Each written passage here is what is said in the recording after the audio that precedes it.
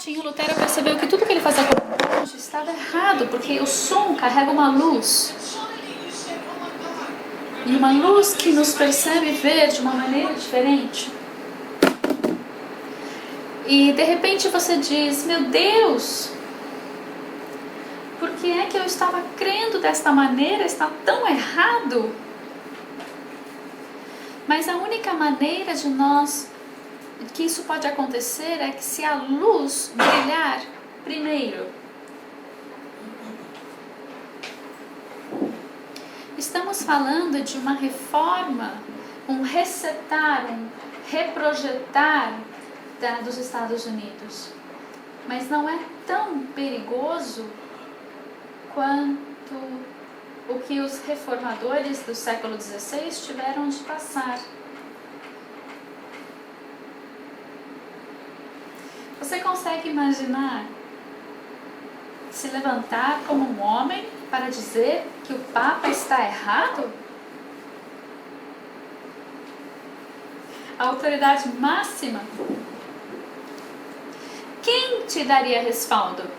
Quem te apoiaria? Quem seria por você? Quem te seguiria? Quem daria sua vida por um homem que diria essas coisas? Quem você pensa que você é? Você acha que você é maior do que o Papa? Essa é uma mentalidade lógica. Então, como era possível acontecer uma reforma? Por que prosperou? Por que a reforma prosperou?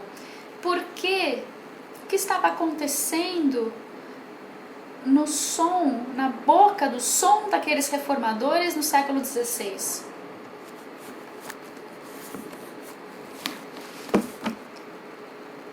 Antes que isso pudesse prosperar, Deus precisava trazer uma manifestação da sua luz.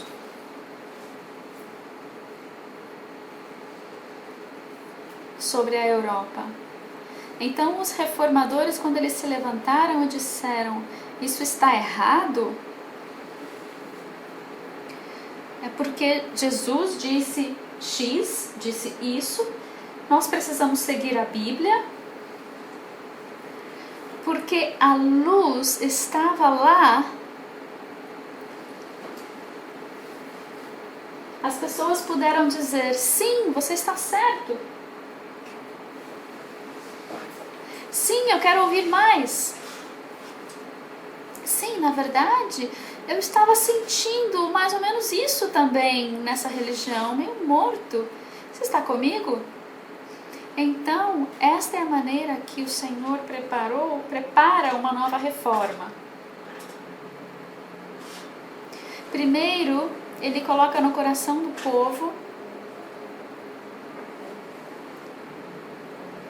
que se cansem e se enfadem de toda a religião, começam a ficar cansados disso. E então eles começam a sentir que alguma coisa está muito errada, porque já não se sentem satisfeitos. Quantos têm se sentido assim? Então, quando nós falamos sobre a reforma, não é a respeito de acrescentar uma nova glória a algo que você já tem. Porque nós já temos feito isso há séculos. Como disse o Emerson hoje à tarde, nós precisamos verificar, checar, ver quais são os nossos fundamentos. Porque nós seguimos acrescentando mais coisas. E no coração, as melhores intenções do coração, mesmo com as melhores intenções de Martinho Lutero, em uma das suas teses, ele disse que eles precisavam de uma missa reformada. E é isso que nós temos hoje, uma missa reformada. Temos uma missa! As pessoas continuam a honrar os templos. Nós ainda temos as mesmas estruturas piramidais hierárquicas da Igreja Católica. A única diferença é que a Igreja Católica tem um papa só e nós temos 40 mil. Mas é a mesma estrutura, é a mesma missa.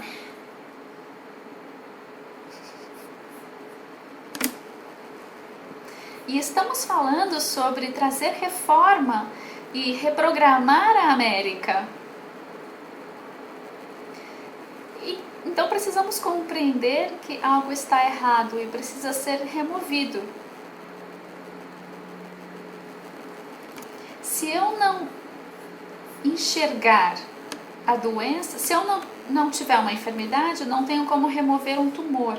Se eu estiver cheio de tumores e disser eu estou ótima, estou condenada à morte. Porque eu não farei nada a respeito daqueles tumores. E alguém poderá dizer, coloca essa unção aqui, ou esse bálsamo, ou toma uma pílula. Não, você estará condenado à morte. A não ser que você consiga enxergar o que de fato está errado. E nós precisamos ser extremamente cegos para não ver a condição da América. Porque nós não estamos indo de glória em glória. Estamos indo de blasfêmia a blasfêmia. Estamos indo de pecado em pecado em pecado. Estamos indo de trevas em trevas. A nação parece ser cada vez menos cristã. E isso é uma queda. Isso é uma queda. Então, se eu não perceber isso, e eu estiver com uma venda nos olhos, eu posso dizer, Brasil, Estados Unidos, é tão lindo, está indo tão bem, estou vivendo o sonho americano, tenho tudo que eu quero, está tudo indo muito bem. Olha, então eu sou uma pessoa muito egoísta, realmente. Eu só penso em mim mesma. E todas as coisas boas que eu tenho. Mas Deus é um Deus de nações. Ele nos envia para batizar nações. E se você não estiver desperto, acordado, você não conseguirá, não poderá ouvir o clamor de Deus pela América, pelo Brasil, pelas nações. Ele queria que essa nação fosse a luz para toda a terra. Nós temos sido a luz para o restante do mundo. Mas nós éramos a luz quando havia santidade na América. Quando as pessoas queriam conhecer o Senhor, quando eles queriam se mover no temor do Senhor. Mas nos tornamos mornos.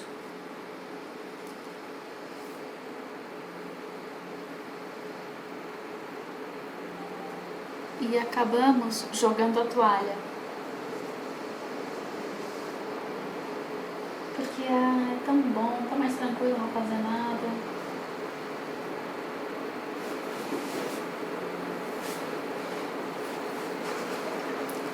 Eu vou fazer um silêncio agora. Vou ter um momento de silêncio e eu quero que você ouça o coração do Senhor por esta nação.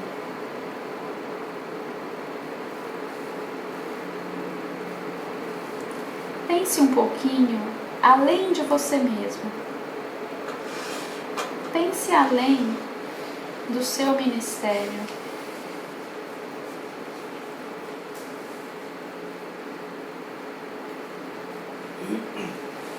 Ouça o som.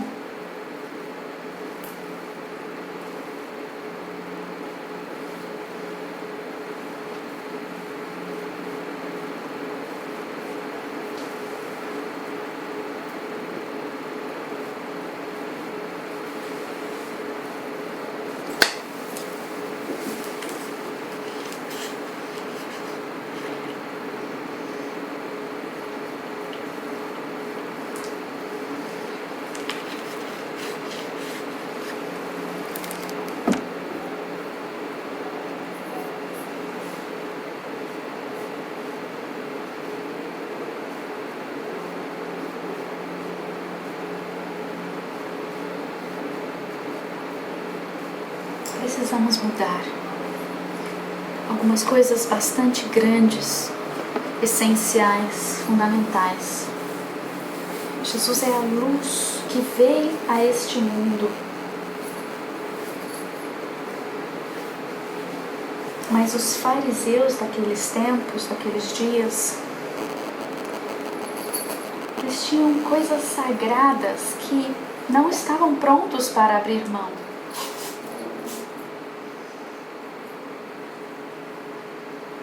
Eu amo como o escritor do filme, o Filho do Homem, o autor, o Filho do Homem, o filme, o Filho de Deus, perdão, o Filho de Deus, o filme, não sei se vocês já assistiram. Ele vê a maneira como ele mostra os fariseus e os diálogos que ele escreveu são muito interessantes. É possível realmente sentir o coração, entender o coração do fariseu. E aqueles fariseus, eles não eram do mesmo judaísmo de Moisés. Jesus não veio em meio ao judaísmo de Davi. Tudo já estava muito corrompido.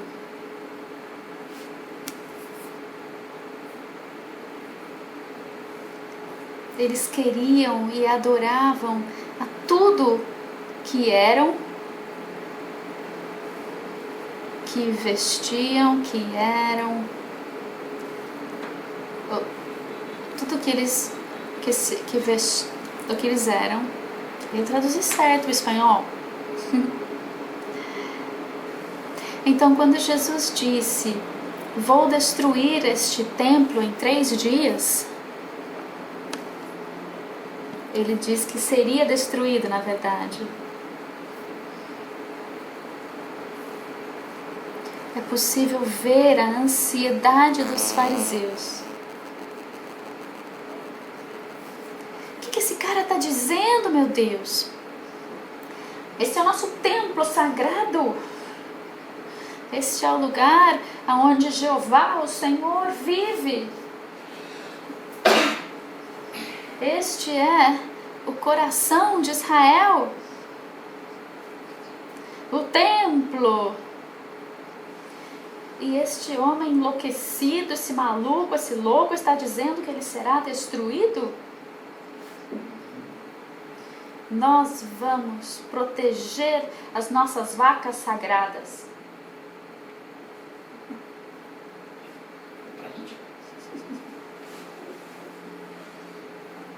E esta é a marca de um fariseu.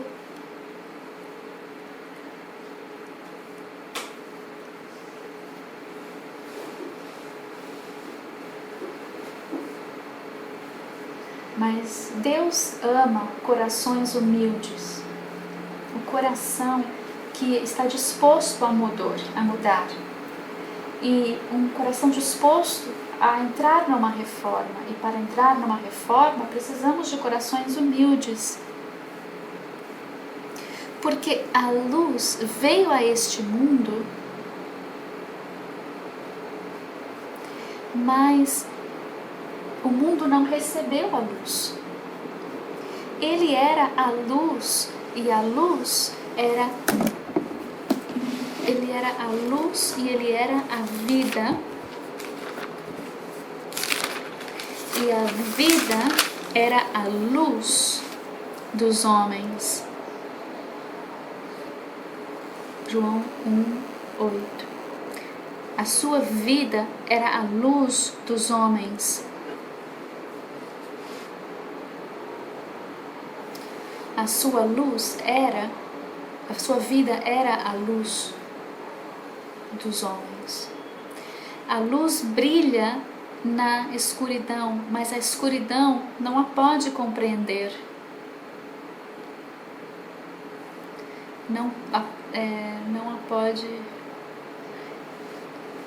A escuridão não pode resistir à luz. Os fariseus tinham a religião sagrada de Israel.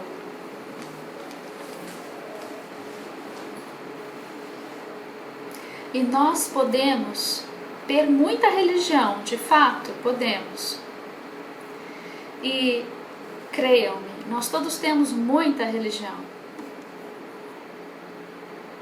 Não estou me excluindo.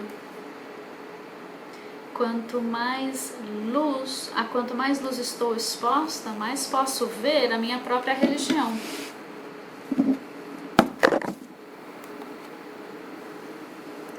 Somos extremamente religiosos.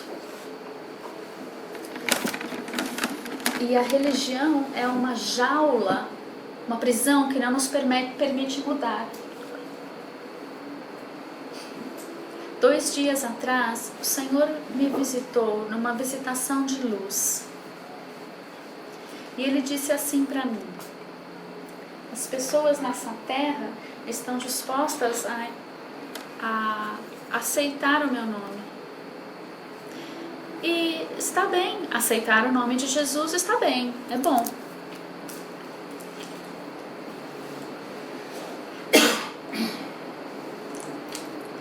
O problema não é o nome, é a luz de Jesus.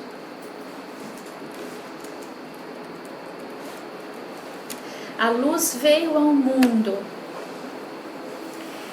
e eles amaram as trevas mais do que a luz. A resistência não era, olha lá o Messias. A resistência é o que o Messias estava trazendo,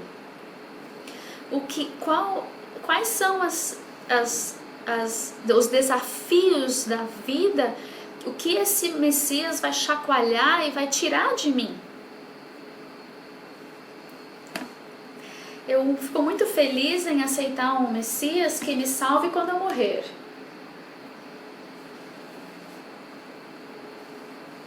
Não tem problema, ótimo, muito bom. É muito fácil aceitar um Messias que te fará rico.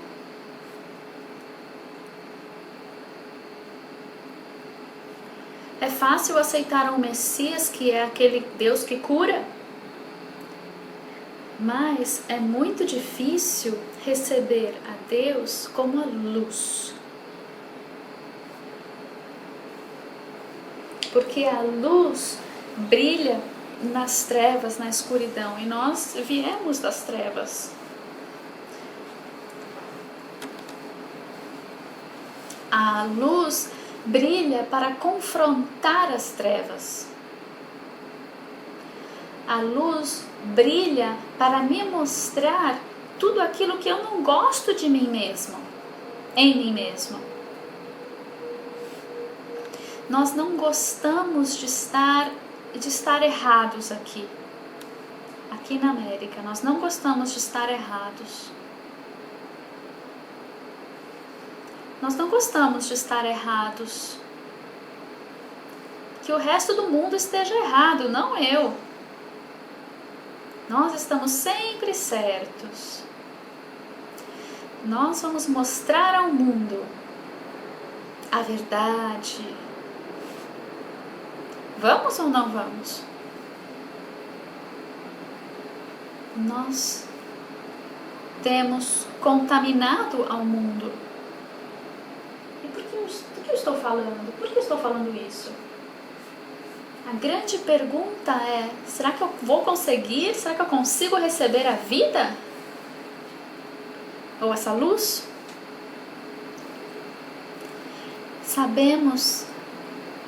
Conhecemos a Jesus de tantas maneiras, mas essa é a mais difícil.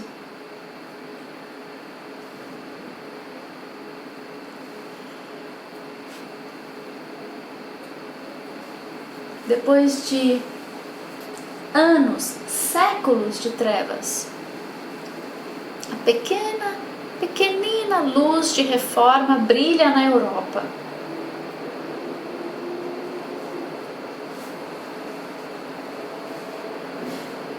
Digo pequena porque em comparação com a força da glória, o resplendor da glória de Deus, realmente é uma luzinha.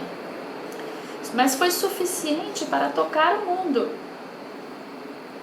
com o Evangelho da Salvação. Mas havia ainda muitas trevas, muita escuridão. E pelos séculos nós ainda estamos carregando muitas trevas, muita escuridão. E nessa escuridão nós fabricamos muita doutrina. Porque nós precisávamos ter todas as respostas. E se você vai ser um pastor, se você vai ser um professor, um líder, um diretor de um instituto bíblico, você precisa ter todas as respostas. Não importa se estão certas ou erradas, precisam ser respostas. Qualquer resposta tá bom. Porque não dá para olhar para... Não pode ficar mal diante dos outros. Você não pode dizer, eu não sei. Mas deixe-me dizer algo para você. Não há nada de errado, não é um problema você não saber. Não há nada de errado em não saber alguma coisa. Mas, como nós viemos da Igreja Católica, dessa missa reformada, no catolicismo, quando eu saí do catolicismo, a Ana está falando, eu sei muito bem o que era, porque eu realmente estive dentro desse sistema babilônico.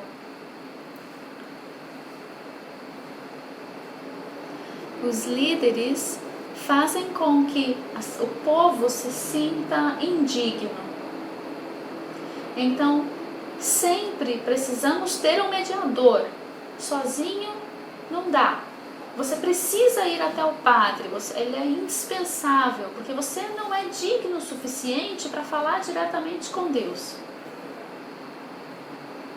Então nós precisamos de alguém que está mais próximo de Deus para nos dar a interpretação. Porque eu me sinto tão indigno. Não vou dar o braço a torcer. Séculos desse tipo de pensamento está no nosso sangue.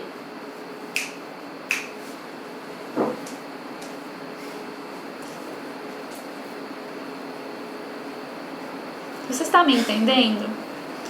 E essa mesma mentalidade foi usada para interpretar a Bíblia. Não tinham o Espírito Santo. E eu estou falando de 1600, 1700, 1800, século 16, 17, 18. Eles tinham a luz da salvação, mas não tinham o Espírito Santo. Então, decidiram, porque já que eles tinham isso no sangue deles, eles decidiram, como eles tinham essa mensagem dentro do sangue deles, eles decidiram que eles precisavam de alguém para interpretar tudo para eles, porque não eram dignos. Mas descobriram que os livros do apóstolo Paulo, as cartas de Paulo, que ele conhecia a Cristo melhor do que eles.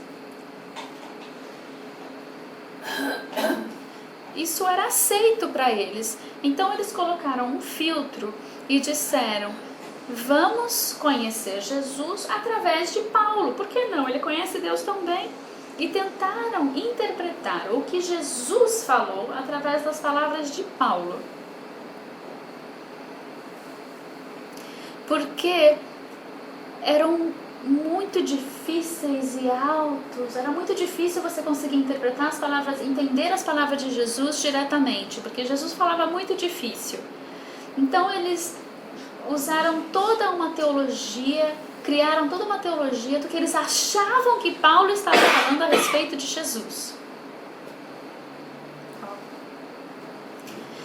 E aí passaram essa noção, essa maneira de interpretar para a próxima geração, que também não era digna, tinha essa coisa dentro do seu sangue. Então eles tiveram de perguntar, vamos perguntar para alguém que sabe muito melhor do que nós.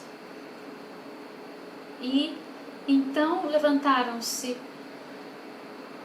teólogos que interpretam como Paulo interpretou a Jesus. E aí seguimos adiante nesse rolo com tantos filtros de interpretação.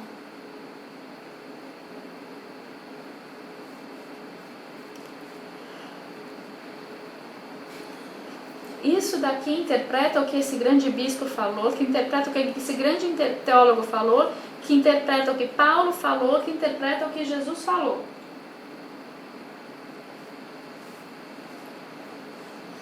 E nada disso envolve o Espírito Santo.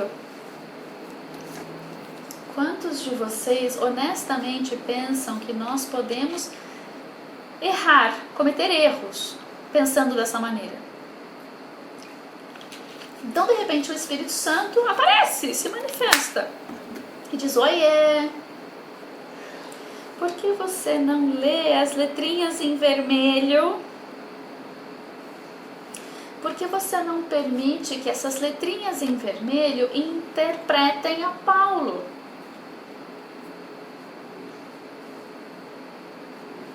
Porque se você compreender o que Jesus disse, então você saberá o que Paulo gostaria de dizer, queria dizer. Mas não ao contrário. Abre a sua Bíblia em 2 Pedro 3. 2 Pedro 3.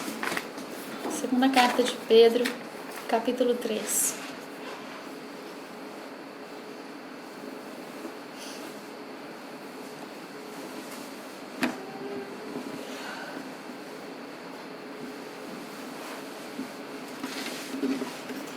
Diz no capítulo 3. Aqui temos Pedro falando sobre o novo céu e a nova terra.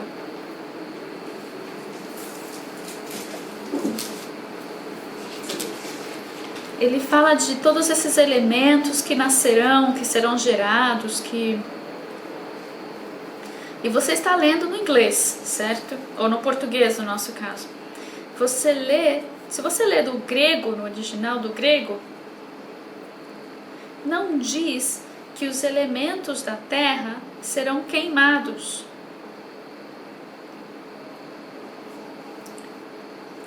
Diz que as estruturas, não os elementos, as velhas estruturas queimarão.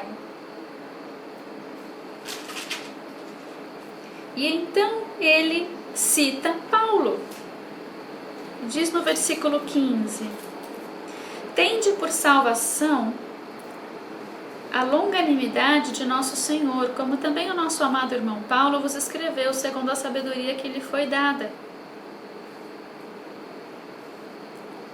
De novo, tende por salvação a longanimidade de nosso Senhor, como também o nosso amado irmão Paulo vos escreveu, segundo a sabedoria que lhe foi dada. E também em todas as suas cartas, 16, ele escreve da mesma forma, falando acerca dessas coisas. Suas cartas contêm pontos difíceis de entender, os quais os indoutos e inconstantes torcem, como o fazem também as outras escrituras, para a sua própria perdição. Inconstantes, eles torcem, como também fazem com o resto da palavra.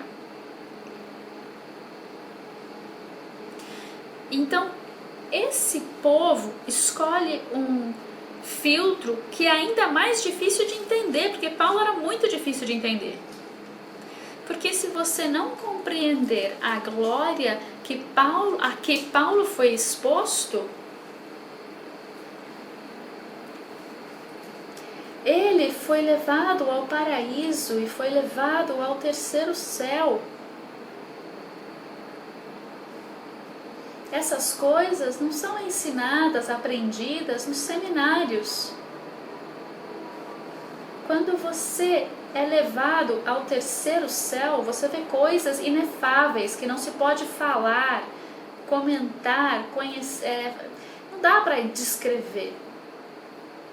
E ele compreendia Jesus de uma maneira muito profunda, a partir de dentro da sua glória. Então, tentar interpretar a Paulo sem conhecer a Jesus em sua glória, o conselho desse grande apóstolo Pedro diz que muitos não conseguem entender o que Paulo está dizendo. E então, além disso, além de não entender, eles ainda torcem a palavra e ainda é perdição para eles o resultado.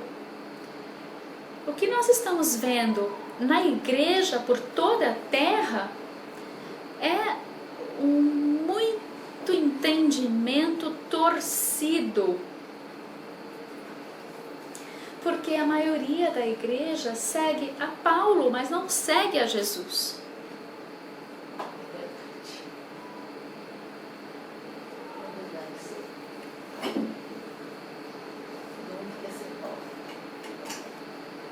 Estou dizendo essas coisas na luz, porque eu disse no princípio, recebendo a Cristo como a luz é a coisa mais difícil de se fazer.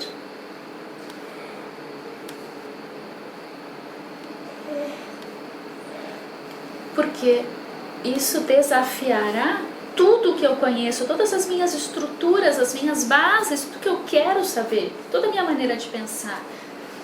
Mas as estruturas serão queimadas.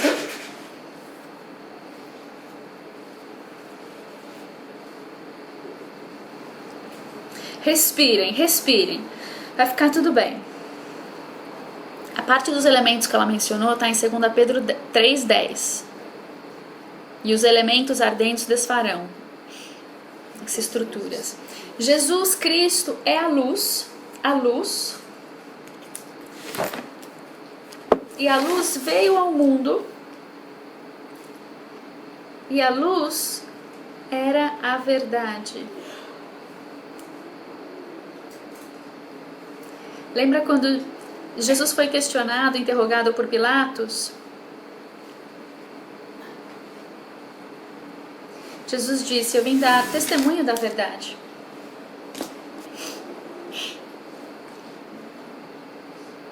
E Pilatos perguntou: o que é a verdade? Pergunta super honesta, né? Para uma pessoa que não conhecia nada. E qual é a verdade? E Jesus disse: eu sou a verdade. Eu sou o caminho e eu sou a vida. E a vida é a luz dos homens. João 1. Isso parece muito bonito, muito lindo, aqui no nosso século, né? Mas lá no primeiro século nem tanto. Não naquela Jerusalém daqueles dias, na Jerusalém dos fariseus.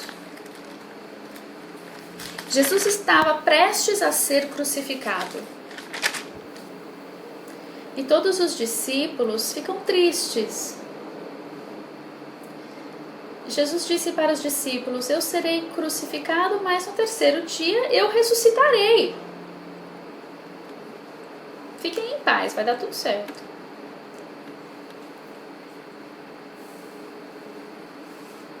E todos os discípulos ficaram super tristes.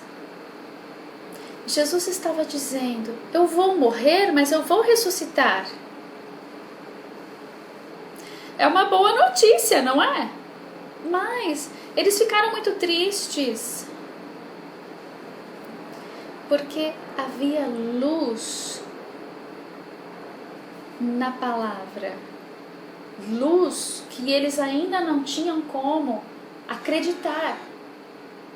nossa crença está ligada à nossa crença da luz. Ou seja, o resto da nossa fé e da nossa crença está ligado à nossa fé e à nossa crença da luz. Vamos abrir em João 14. João 14, Evangelho de João 14. Então ele diz essas coisas e diz assim: não permita que o seu coração fique assim, triste. Creia em Deus e creia em mim. Não se turbe o seu coração. Versículo 1. Olha, mostra para o seu vizinho aí que você está lendo as letrinhas em vermelho, tá?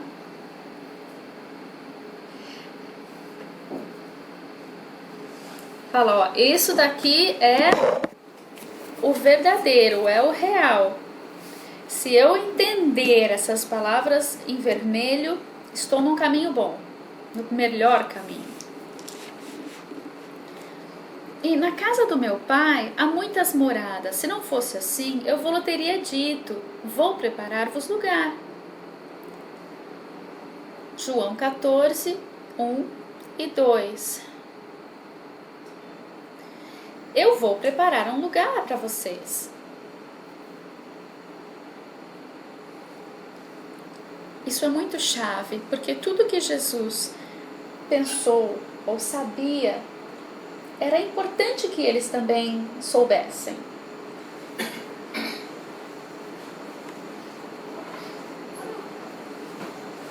Ele disse isso. Se não fosse assim, eu não teria dito. Então ele disse porque era importante. Então Jesus não veio para a terra para gerar e criar mistérios. Para os meus discípulos eu revelo os mistérios do meu reino. Então tudo o que é importante, Jesus falou. Tudo que nós precisávamos falar está registrado aqui, ele falou. Se não fosse importante, ele não falaria.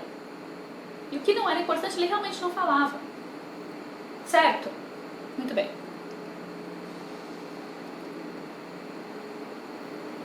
E se eu for e vos preparar lugar, versículo 3, virei outra vez e vos levarei para mim mesmo, para que onde eu estou, estejais vós também. Onde eu estou, no presente, quando ele estiver lá, ele vai: estou. Alguém diz: eu voltarei outra vez. Virei outra vez. Diga: virei outra vez. Então nós todos poderemos compreender que ele mesmo estava falando que ele voltaria outra vez.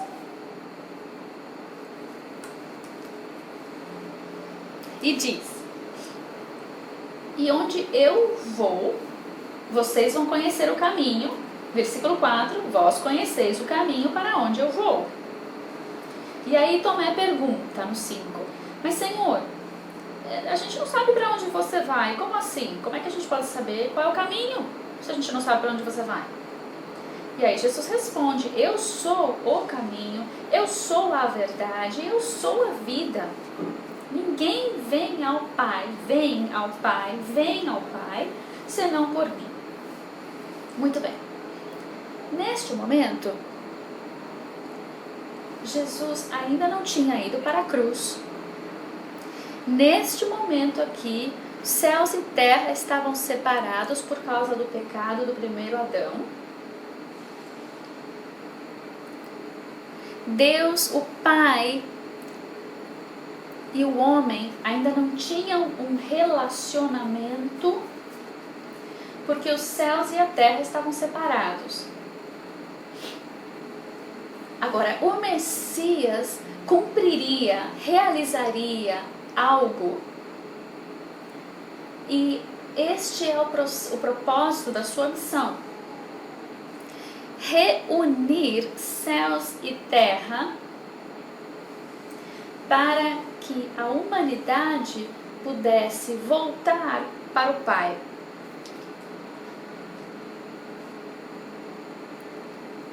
Então ele disse: eis que eu vou preparar-vos um lugar e depois eu voltarei e virei outra vez. Nesse momento, Jesus não podia dizer aos discípulos: olha, me convide para entrar no seu coração. Ainda não dá. Porque ele ainda estava na carne. Ele estava tão entusiasmado com tudo isso. Não tem problema, ele dizia, se eu for embora, não tem problema, porque se eu for, então o meu Pai e eu poderemos vir e fazer um lugar de habitação dentro do seu coração. Eu quero que vocês vejam quando que isso aconteceu, o tempo em que isso aconteceu. Jesus está falando no momento que ainda os céus e a terra estão separados. E ele está falando sobre a sua segunda vinda. E aí ele diz: eu irei e eu voltarei. Versículo 18. Não vos deixarei órfãos, virei para vós. Eu virei para vós. 19. Ainda um pouco e o mundo não me verá mais, mas vós me vereis, porque eu vivo e vós também vivereis. Ainda um pouco. Ainda um pouco. Vocês também viverão. Para quem que Jesus está dizendo? Não vos deixarei órfãos. Àqueles que estavam turbados de coração, aqueles que estavam tristes, preocupados, porque ele disse que ele ia morrer. E ele estava dizendo: acalma, gente, fiquem tranquilos, eu vou para o Pai, mas eu volto. Não tem problema. Eu não vou deixar vocês sozinhos, eu não vou deixar vocês órfãos. Viu, Hildo, você não vai ficar órfão. É um tiquinho de tempo. E então eu e o meu Pai manifestaremos a você. O mundo não me verá mais. Não me verá mais o mundo, mas vocês me verão. Para quem que ele estava dizendo essas coisas? Para os seus discípulos. Exato. Bem, quando nós pegamos o filtro de Paulo, nós lemos o seguinte: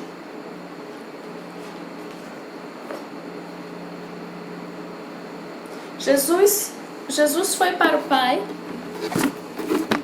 e vai passar alguns séculos, 21 séculos exatamente, e então ele voltará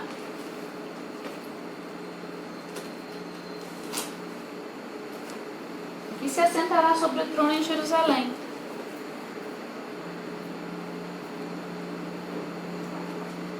Os marcadores. Eu voltarei e farei uma morada em vocês.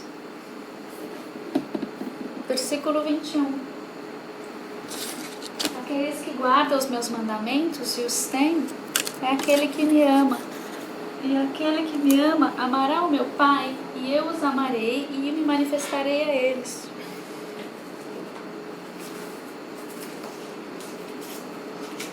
Quem me ama será amado por meu Pai, e eu o amarei e me manifestarei a ele. E aí, Judas fala assim: como que você vai se manifestar a nós? Como que você vai fazer isso? Se manifestar a nós e não ao mundo. E Jesus responde e diz: se alguém me amar, 23, guardará a minha palavra, meu Pai o amará e viremos para ele, nele faremos morada. Se alguém me amar, guardará minha palavra, por me amar, e meu Pai também o amará. E então nós, eu e o Pai, viremos para ele e nele faremos morada. E Jesus está falando aqui sobre a sua segunda vinda. Jesus é o Espírito da profecia, certo? Que escreveu o Antigo Testamento. Vamos comigo para 1 Pedro, versículo 10. 1 Pedro 1, 10. Desta salvação inquiriram e indagaram diligentemente os profetas, que profetizaram da graça que vos era destinada. De novo. 1 Pedro 1, 10. Dessa salvação inquiriram e indagaram diligentemente os profetas. Os profetas perguntavam sobre a salvação e profetizaram, indagando qual o tempo ou qual a ocasião, 11. Indagando qual o tempo ou qual a ocasião em que o Espírito de Cristo, que estava neles, em quem? Nos profetas, que estava neles, indicava, ao dar de antemão testemunho sobre os sofrimentos que a Cristo haviam de vir. Eles deram testemunho de antemão, lógico, lá no Antigo Testamento, e sobre as glórias que os seguiriam. Você acabou de ler que foi o Espírito de Cristo que profetizava nos profetas. Vocês leram? Não leram? Leram, né? Está escrito. Foi o Espírito de Cristo que profetizou pelos profetas lá no Antigo Testamento. E quando diz que eu escrevi sobre a vinda do Messias, era o próprio Jesus escrevendo sobre a vinda dele. Isaías, quando nós lemos, que fala quando Isaías escreve sobre a vinda do Messias, foi o próprio Cristo que escreveu, dele mesmo. Quando você lê Moisés, quem profetizou através de Moisés? Era o Espírito de Cristo. Então, o Espírito de Cristo, ele é coerente. E Emerson disse algo tão poderoso hoje à tarde.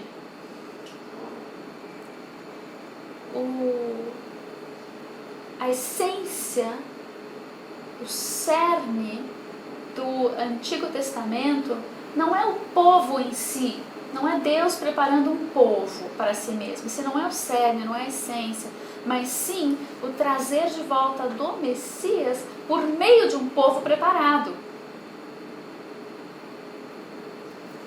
Vocês estão me entendendo?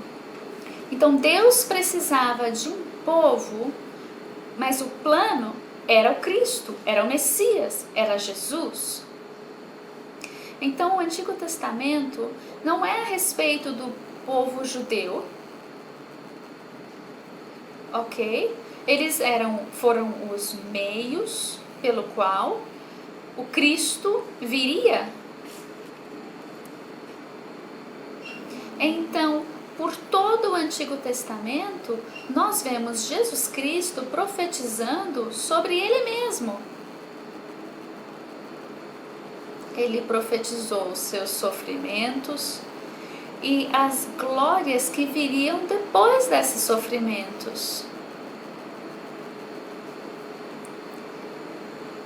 Em nenhum lugar do Antigo Testamento, respira fundo, quieta a alma, porque a luz vai brilhar. E talvez você ame mais as trevas do que a luz. Houve um povo que fez isso. Cristo, que profetizou a si mesmo por meio do Antigo Testamento, ele nunca profetizou que ele viria 2 vezes em carne. Ele nunca profetizou. Não existe uma palavra, uma escritura, um texto sequer, aonde a vinda profetizada no Antigo Testamento do Messias seria fragmentada. Na verdade, ele disse para os seus discípulos depois da ressurreição. Em Lucas 24, 44, tudo que foi profetizado a meu respeito já foi cumprido. Na lei de Moisés, nos Salmos e nos profetas. Tudo já foi cumprido. Tudo que falou foi escrito a meu respeito. Mas por causa desse estranho filtro que nós acrescentamos às letras em vermelho, nós temos um comprimento fragmentado da obra de Cristo. Vamos voltar às letras em vermelho. Eu sei que você tem um conflito aí acontecendo entre luz e trevas. Bem, abra em Lucas 17. Lucas 17.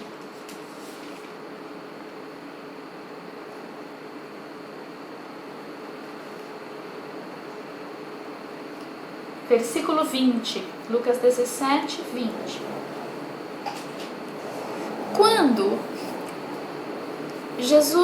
os fariseus perguntaram aos fariseus, quando os fariseus perguntaram a Jesus, quando vem o reino dos céus? Interrogado pelos fariseus sobre quando havia de vir o reino de Deus, respondeu. Isso é uma pergunta direta para o Messias. E Jesus responde bem diretamente também. Olha, letrinhas em vermelho, tá, gente? Foi ele que disse. Ok? Ele diz assim: o reino de Deus não vem com aparência visível.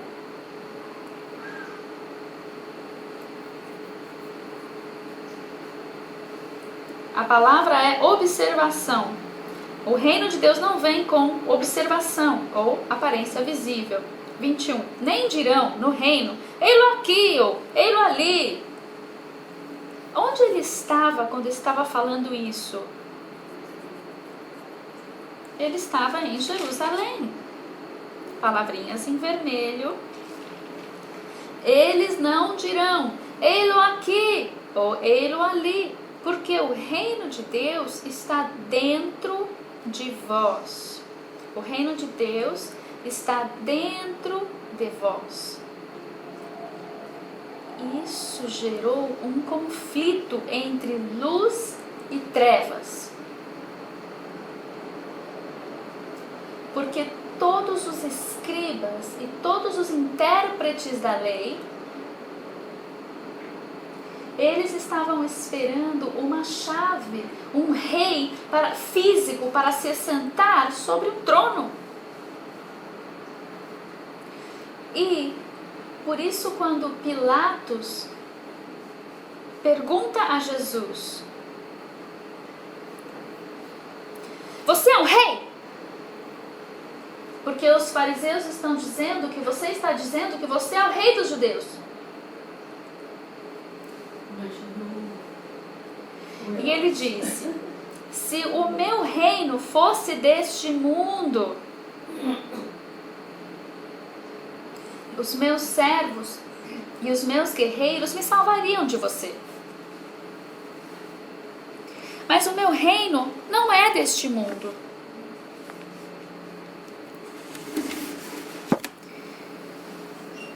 E os fariseus pensaram, que blasfêmia, que blasfemador. Ele realmente, certamente não é o Messias. Porque o nosso Messias, por quem estamos esperando, ele se assentará no trono de Davi em Jerusalém. E ele reinará desta Jerusalém terrena. E Jesus disse, olha, me perdoem, sinto muito, mas o meu reino não é deste mundo. E vocês não poderão dizer, está aqui ou está ali. Porque o plano do meu Pai é que eu e o Pai viremos. E nós faremos uma habitação, uma morada em meio de vocês, dentro de vocês. Porque o Pai ama tanto a humanidade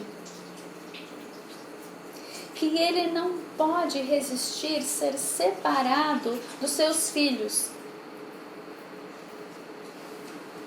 Então, a partir do começo, o Pai já tinha me dito, disse Jesus, espera, nós vamos ter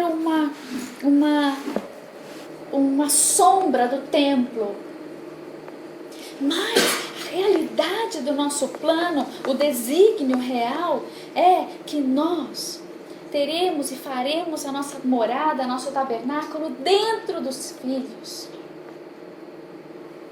dentro do homem. Que plano tão incrível! Eu descerei à terra e eu serei crucificado por este plano. Eu me disponho a isto.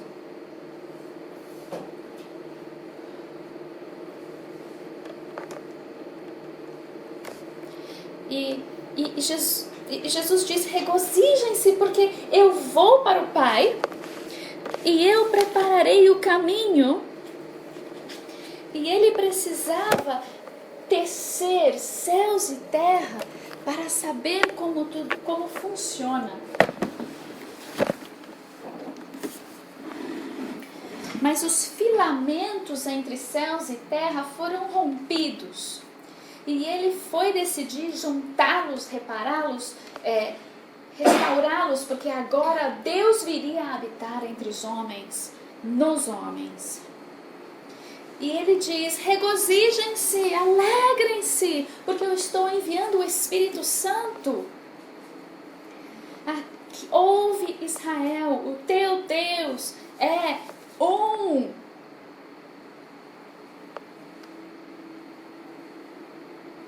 Nós lemos, mas nós lemos com todos os filtros. O Espírito Santo veio, mas Jesus não veio.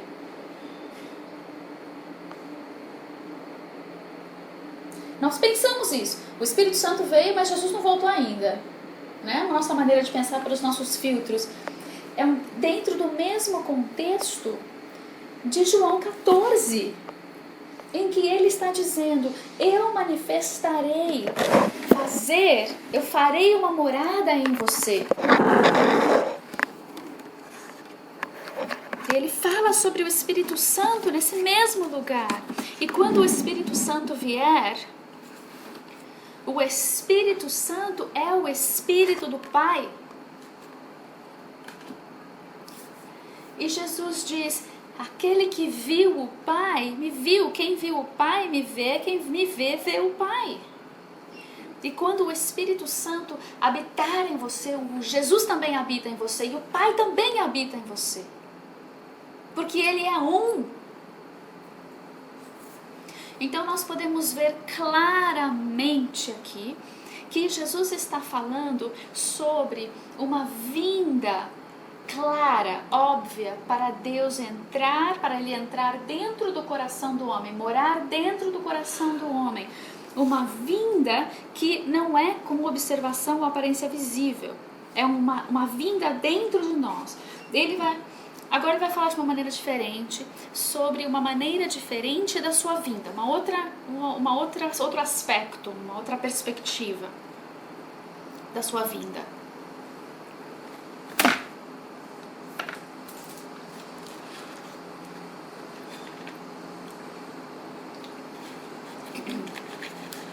Jesus vai falar sobre duas maneiras diferentes, dois aspectos diferentes da sua vinda. Lembre-se que o espírito da profecia é Cristo. E ele é coerente do Gênesis ao Apocalipse. Por toda a eternidade, nem até o Apocalipse, por toda a eternidade. Então o plano de Deus era trazer o Messias. Amém? Habitar, morar dentro do coração do homem. E também trazer um juízo sobre a velha aliança. Mas não a velha aliança, mas o velho sistema. O antigo sistema. Ele faria tudo novo. Todas as coisas seriam feitas novas. E o trono de Deus é justiça e retidão. É estabelecido sobre 2 fundamentos: justiça e retidão. Juízo e justiça. Ele cumpriu toda a justiça.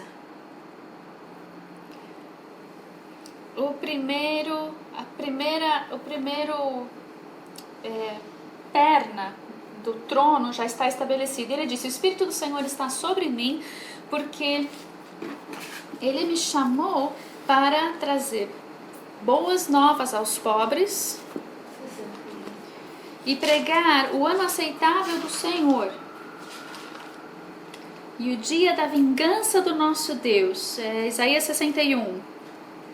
O Espírito do Senhor está sobre mim, porque o Senhor me ungiu para pregar boas novas aos pobres e etc. A parte do ministério de Jesus era pregar o dia da vingança do nosso Deus. Versículo 2 de Isaías 61, que ele leu lá em Lucas 4. O dia da vingança precisava vir para que a justiça pudesse ser estabelecida.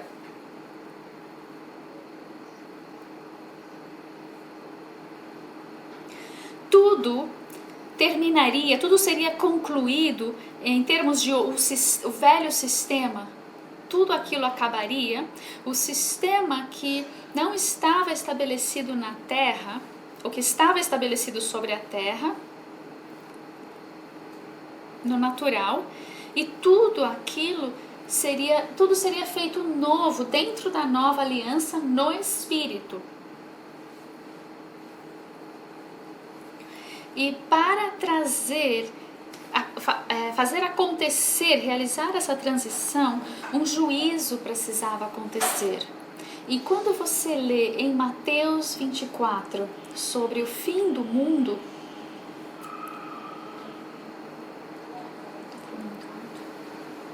a palavra para mundo, ou não é planeta Terra,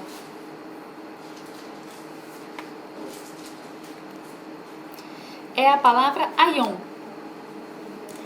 É o fim de uma era, não é o fim do mundo, não é o fim da Terra, do planeta, é o fim de uma era. Então os discípulos, eles se reúnem e eles olham para o templo e eles dizem: conta pra gente quando essas coisas vão acontecer.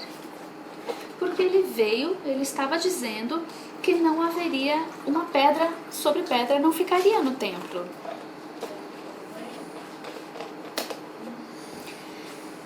Então ele está com eles falando sobre esse dia da vingança. Será algo grande que acontecerá sobre Jerusalém.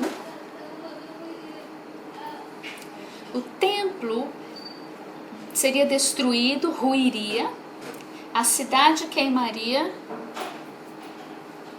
o Senhor julgaria o sangue dos profetas, de Abel até Zacarias, em Jerusalém. Então ele sentou-se com eles e disse: é necessário que eu traga esse juízo. Então diga-nos, Jesus, quando essas coisas vão acontecer. Ele estava falando sobre aquele dia. Quando nós lemos o Novo Testamento a partir do livro de Atos, eles estavam todos esperando esse dia de juízo, esse dia de vingança, esse dia. Quando você lê Pedro e essas estruturas sendo queimadas, ele diz: sabendo que esse dia está chegando, está próximo, que nós possamos caminhar em santidade, em piedade, no temor do Senhor. Eles estavam esperando um juízo. E ele disse: certamente esta geração não passará antes que venha esse juízo.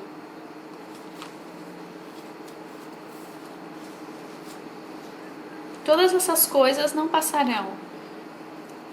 para quem ele estava falando? Ele falava àquela geração.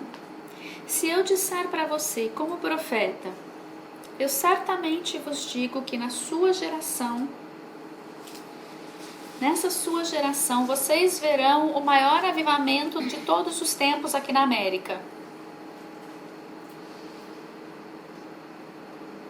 E eu uso a palavra sua geração.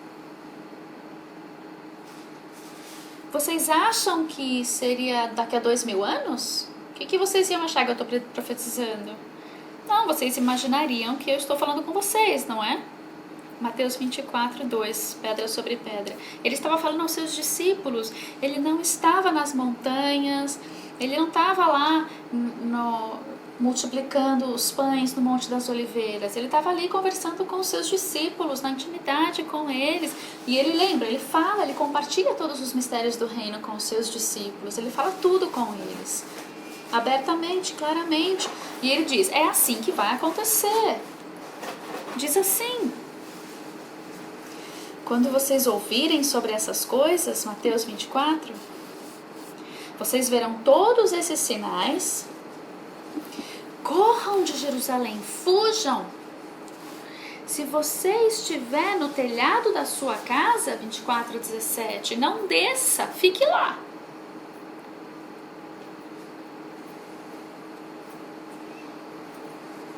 Ele falava de maneira a aconselhá-los para que eles pudessem ser salvos, para salvar a vida deles de uma coisa terrível que ia acontecer. No calendário de Deus, nós estamos agora, onde ele está falando aqui, é mais ou menos o ano 31, certo? Jesus estava prestes a ser crucificado. Ano 33, perdão. Jesus estava prestes a ser crucificado. E no ano 70, sabemos por meio dos historianos como Joséfo, Flávios Joséfos, que Jerusalém de fato foi destruída no ano 70.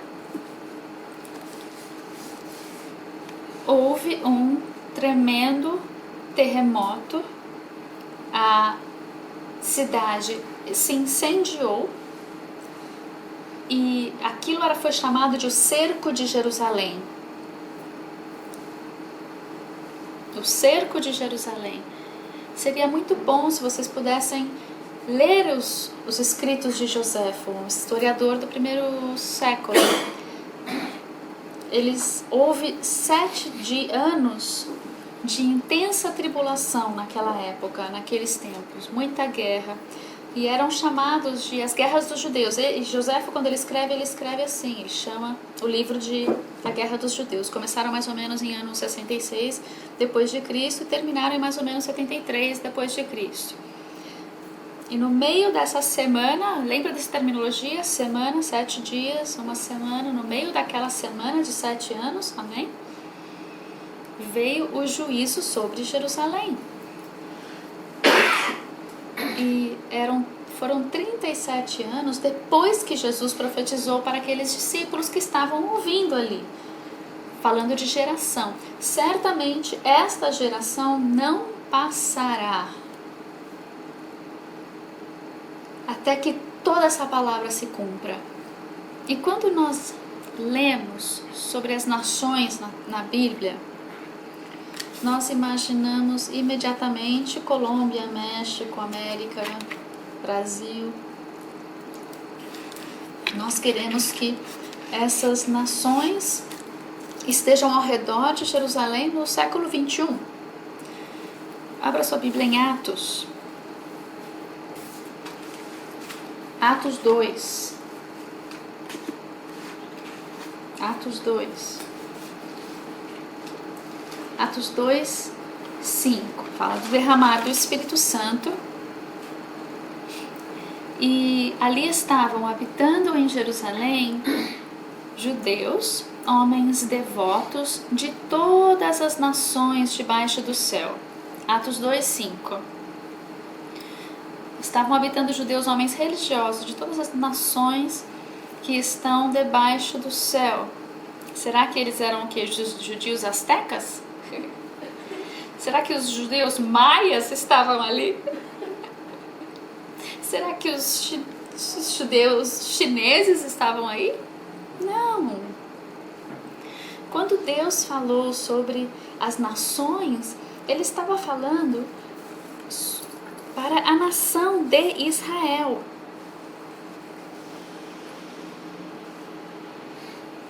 De todas as nações de Israel. Jesus veio para os judeus. Jesus não veio para os gentios. O ministério deles é a carne dos judeus. Seu ministério na carne é para os judeus. Seu ministério no espírito é para o mundo inteiro. Amém? Então, durante as guerras dos judeus, haviam nações, todas as nações debaixo da terra, debaixo do céu, como diz aqui, debaixo da terra não, debaixo do céu, que entraram num conflito, e isso gerou uma grande tribulação. É dessa tribulação que Jesus se refere quando ele fala aos seus discípulos em Mateus 24. Agora, precisaríamos tirar esses filtros. Ou nós usamos os filtros, tiramos o ministério de Jesus do povo judeu e agora, de repente, eu não sei porquê, o ministério de Jesus é só para os gentios e ele está falando para nós. Ele não estava falando com os judeus, ele certamente estava falando conosco no século 21. Interessante.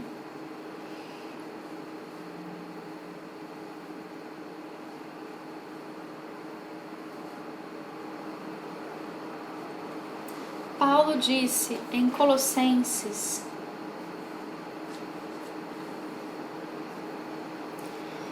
ele diz que ele havia pregado o evangelho a todo mundo.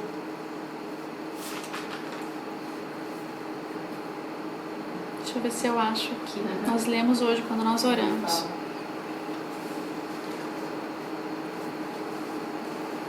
Ela está procurando lá, se alguém achar. Onde Paulo diz que ele... 1:5.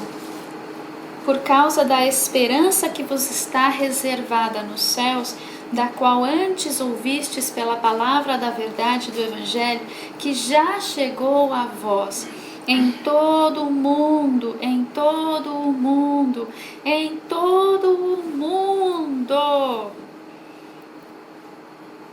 Este Evangelho vai frutificando, como também entre vós, etc.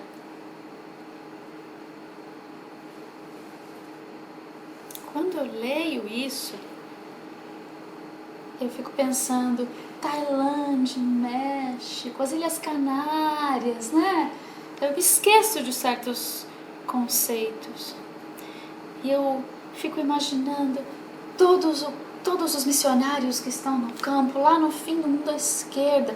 Mas em grego aqui, diz eukumene no grego. Eis eukumene, que significa o território conhecido. O território conhecido.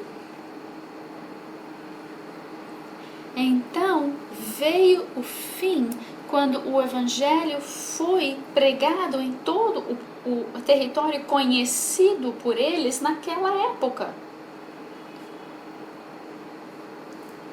Está consumado. A justiça veio, a retidão e o juízo foram estabelecidos sobre a terra, ou o juízo veio e a justiça foi estabelecida sobre a terra. Deus fez o seu tabernáculo entre os homens, ou dentro do homem, para que nós pudéssemos ser a luz do mundo. Então para que nós pudéssemos ocupar as nações todas com a glória de Deus.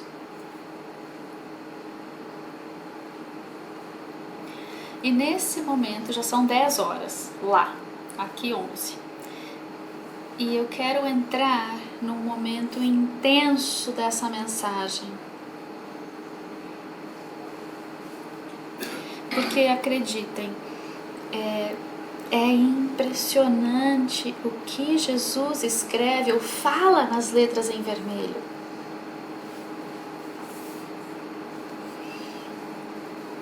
E quando eu viro a revelação e compreendo as palavras de Jesus, e aquelas palavras são luz,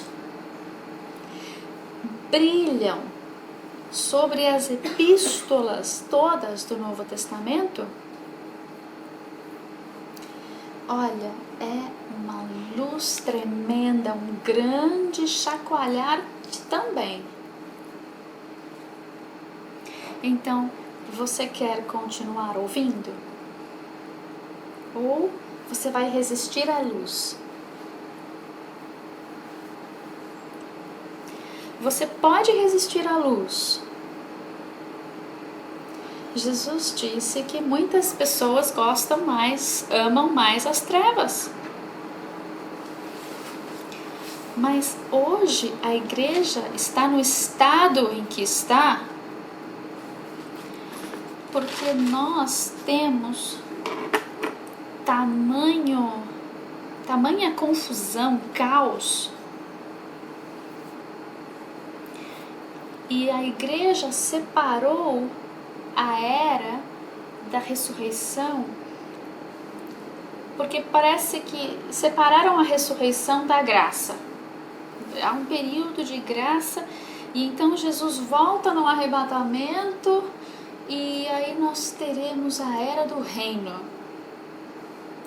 Alguém pode me dizer, no Antigo Testamento, aonde o Cristo profetizou, o Espírito do Cristo profetizou uma era de graça separada do reino?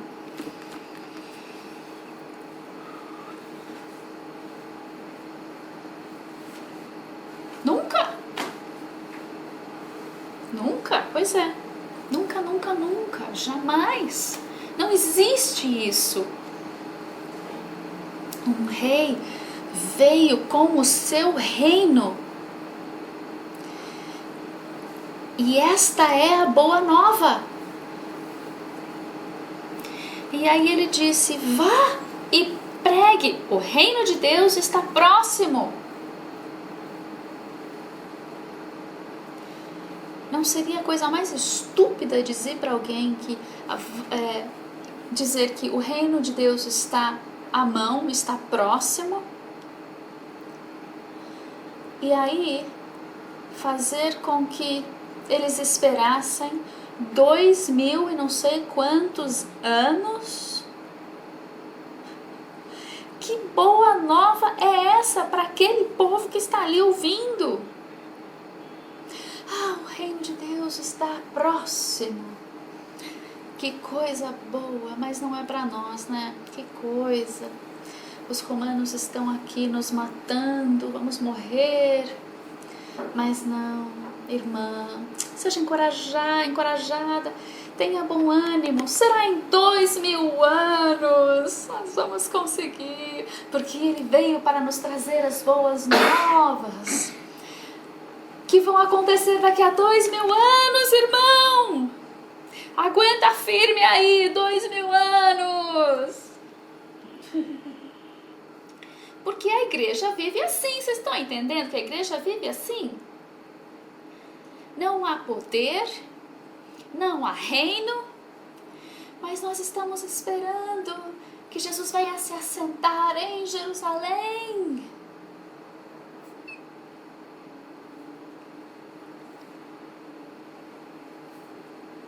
Ele disse, com certeza, claramente, que ele não faria isso.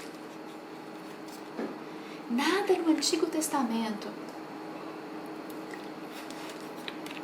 fala que Jesus viria reinar de um trono terreno.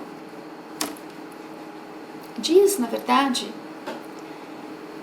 que a Nova Jerusalém, que é a nossa mãe,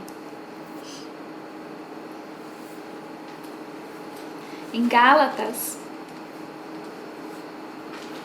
não herdaria, não havia herança com a natural.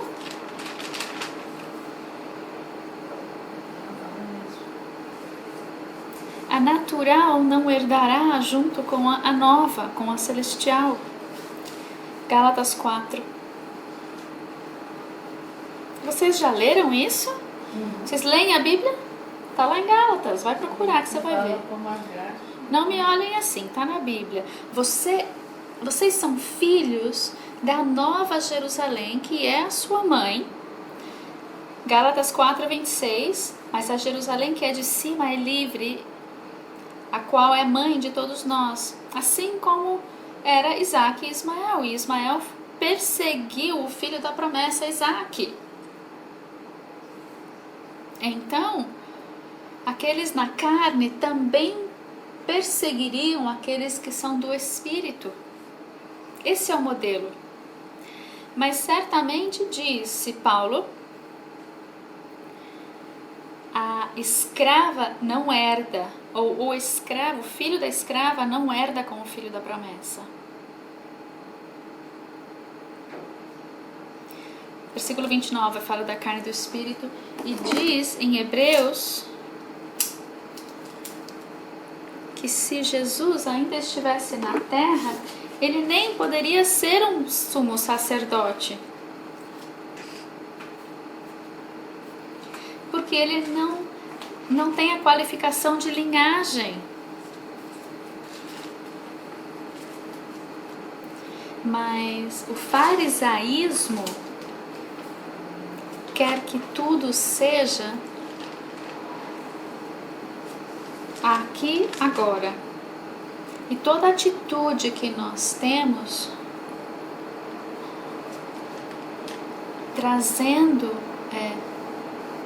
queremos trazer as coisas celestiais aqui para a terra, e aí nós jogamos fora o espírito, e isso faz parte da nossa mentalidade religiosa. E eles não conseguem então compreender as coisas do espírito, porque a religião quer ver, tocar, sentir.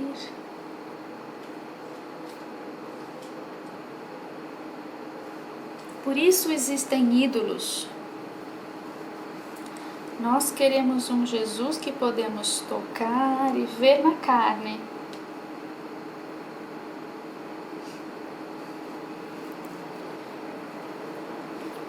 Porque nós não temos tempo para entrar nas coisas do Espírito. É muito estranho, é muito estranho. Muito estranho. Sabe o tipo de adoração que você tem? Realmente não dá para entender, né? É muito esquisita, muito mística. Nós queremos carne. Nós queremos ver no shopping algo que eu possa compreender com a minha mente, com a minha cabeça. A verdade é que na América nós não temos tempo. Tempo é dinheiro, nós não temos tempo para nada. Não temos tempo para esperar no Espírito. Porque demanda, requer fome, desejo, busca, demanda que Cristo seja a tua prioridade e demanda, requer que a coisa mais preciosa na sua vida seja que Cristo deu a vida por você.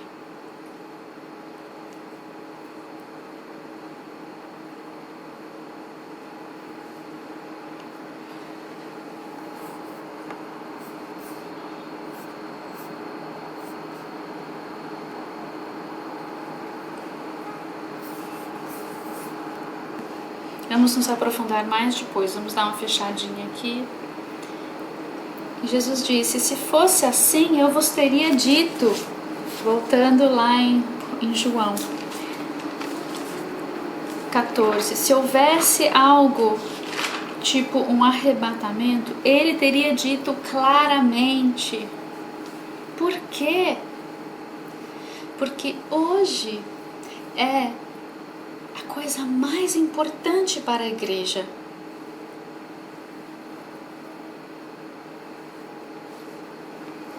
É o cerne da nossa crença, o centro, o núcleo da crença. E é impressionante que algo que é o centro do cristianismo, o centro da nossa vida em Cristo, jamais foi pregado por Jesus. Não está nas palavrinhas em vermelho. Todos os versículos estão aí, certo? Mas a maneira como eles foram unidos pode ser um problema. A história ao redor desses versículos aqui está torcida. Um vai ficar, o outro vai embora. Jesus estava citando Zacarias. Em Mateus 24, ele está citando Zacarias. Metade da cidade seria levada cativa.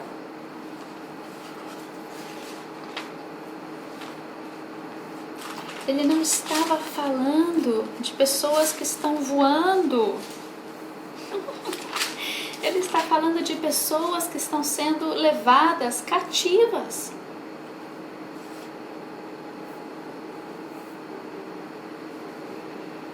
Zacarias 14. Tudo o que Jesus falou está confirmado no Antigo Testamento. O Espírito da profecia, o Espírito de Cristo, escreveu o Antigo Testamento. E se você não conseguir encontrar no Antigo Testamento, não creia.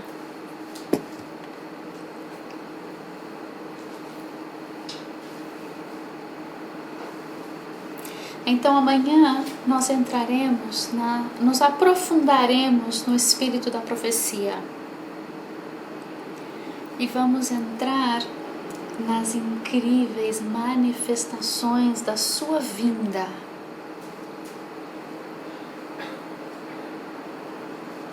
Porque diz que o Espírito da profecia profetizou os sofrimentos e também as glórias que haveriam de vir. Amém? Então, permita que a luz brilhe na escuridão.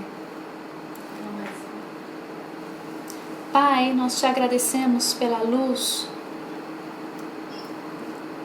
e eu te peço que a tua luz brilhe no coração de todas as pessoas aqui que ouvem. Porque eu sei que eu disse algumas coisas que estão chacoalhando algumas estruturas dentro de nós.